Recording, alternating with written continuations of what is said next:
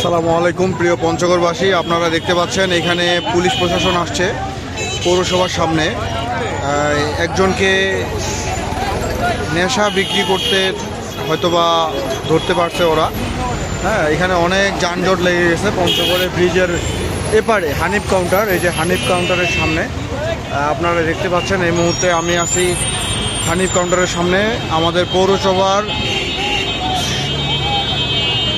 সামনে আর কি এটা বলে, এই যে পৌরসভার সামনে, সাথে হানিফ কাউন্টার। তো অনেক যানজট এখানে লেগে গেছে, অনেক মানুষ আসছে দেখেন। আসলে এর আগেও এখানে অনেক নেশাগ্রস্ত মানুষকে ধরা নেওয়া হয়েছিল। আসলে সরকার এগুলো নিয়ে অভিযান করতেছে যে কে বিক্রি করতেছে। তো আসল পরিচয় যদি ধরা হয়, হাতে নাতে ধরে, তাহলে সেটার মামলা হয়।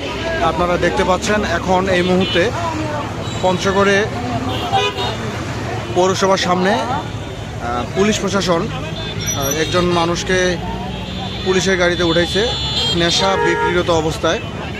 জানি না কতটুকু সত্য, তো এটা আপনারাই যাচাই বাছাই করবেন অথবা দেখবেন। হ্যাঁ, এখানে ইউজ পরিমাণ পুলিশ আসছে, অভিযান করতে এরা। শুধু পুলিশ প্রশাসন আসছে, সেনাবাহিনী আসে নাই এখানে। তো আসলে এটা যৌথ অভিযান হওয়ার কথা। দেখেন, আপনারা দেখতে পাচ্ছেন। সব কথার এক কথা, আমরা মাদককে না বলি, এটাই হচ্ছে আমার কথা।